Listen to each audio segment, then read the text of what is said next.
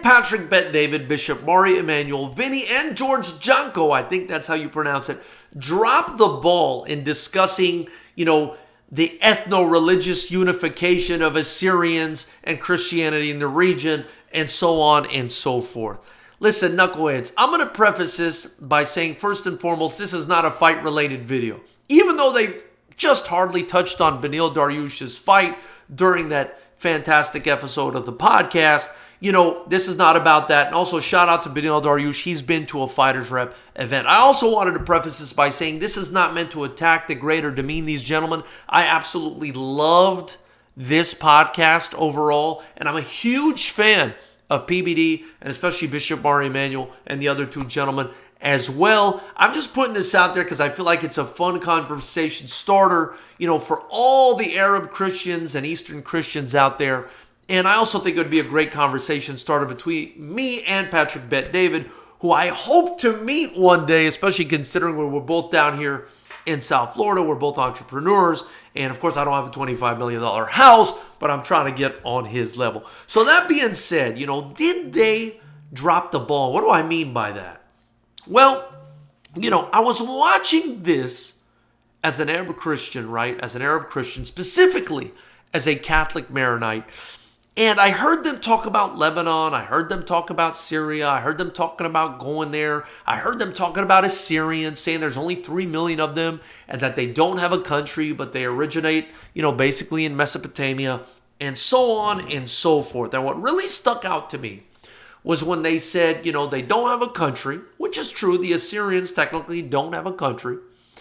And also when they said there's only 3 million of them. And it really stuck out to me, and it really kind of drove me crazy, right? Because I want to let you guys in on a little bit of a secret in case you don't know. There are a lot of Arabs in this world, and there is a significant minority of Arabs that are Christian, right? And a lot of countries, I believe Israel is one of them, will literally classify you. I believe I read this somewhere. Israel will literally classify Arabs as Arameans if they're Christian, or I think they have like the option of being classified in that way.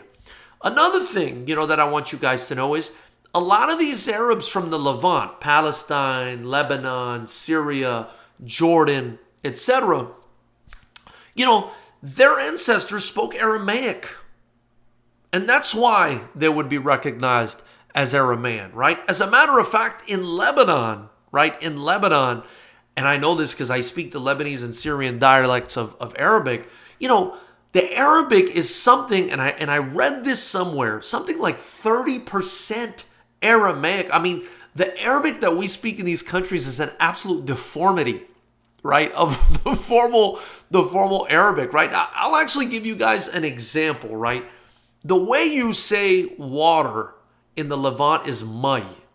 And the way you say water in formal, proper Arabic is ma'. Like, it's completely different. And it's my understanding that I think in Hebrew and in Aramaic, you say something like maim or mayo or something like that. So it's a lot closer to that than it is to formal Arabic, because our ancestors as Arab Christians, a lot of us, were Aramaic, right? That's what they were. That's what they spoke. Now, I want to take it even a step further for you guys, right? As a Catholic Maronite, and it drove me crazy again. They said they don't have a country. They said there's only 3 million of them, and I understand that. But just in Brazil, there's 3 or 4 million Catholic Maronites. And if you know anything about the Maronites, right, our liturgy is in Aramaic. We literally recite prayers, even though I don't speak the language, we recite prayers in Aramaic. And in my church, right, the priest will literally do the Last Supper where he's, basically prepping for you to take the Eucharist. He'll literally repeat what Jesus said in Aramaic and talk about turning water into wine and stuff like that. I could literally understand it. Like they say khamro min mayo, which basically means, even in our Arabic, it means like alcohol from water or wine from water. So it's like so similar. They're still speaking Aramaic at the church. The liturgy, right? They've got us repeating prayers in Aramaic. Our language is 30%, something like that, Aramaic. And you've got we've even got like Chaldeans and stuff like coming to our church and stuff because it's just so familiar to them, right? So, the other thing is, Lebanon, according to its constitution or, whoever put that in place, literally has to be led by a Catholic Maronite. Like the president literally has to be a Catholic Maronite. So, we do kind of have a country, right? And we were speaking Aramaic, I believe, until something like the late 19th century, until the Arab conquest came along and kind of changed the language that we speak. But we're still speaking something like 20 or 30% Aramaic. And if you go to a place like Syria right now, there's a city called Ma'lula where Muslims and Christians are both still speaking Aramaic. Like they legit speak it. Like it's not like a 20%, 30% Creole, Aramaic, French, whatever it is, like you hear in Lebanon or Syria. No, these people are speaking Aramaic on the daily in the street. So for them to talk about, the situation there with the Syrians and there only being 3 million of them and not having a country. And I understand that, and I respect that. But they were talking about unity and they were talking about the division. And that's very ironic because, you have an entire population of Arab Christians here that really is not only genetically, linguistically, culturally related to you. I mean, so we're basically the same thing. And so, it kind of drove me nuts. I'm not going to lie. It kind of drove me nuts, especially, I think Bishop Mari Emanuel was talking about, he recently visited the Levant, Lebanon and Syria, right?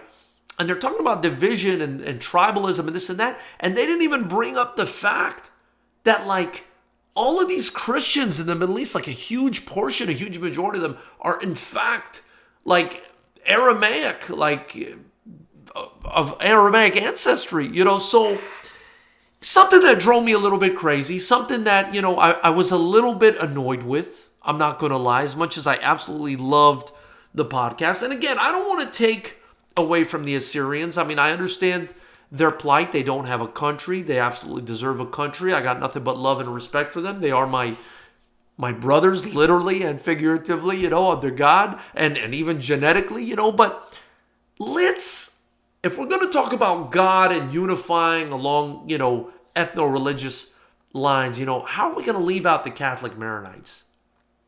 How are we going to leave out all the Christians in Syria and Palestine and Jordan and Lebanon and heck, even in North Africa and other parts of the Middle East, just crazy to me. It just drove me a little bit crazy. If you feel the way I feel, or, you just got some sort of comment on this entire situation, I know it's a bit different. Leave me a comment below. Let me know what you think. Subscribe to the channel, like the video, share it. Maybe Patrick Bet David will hear me out and get me on the show one day to talk about Fightersrep or to talk about anything else. And, I hope you enjoy this video. I really look forward to hearing what you guys have to say about it. I know it's a little bit different than what you're used to from me, but hey, sometimes we got to talk about something a little bit different. Have a great night, guys.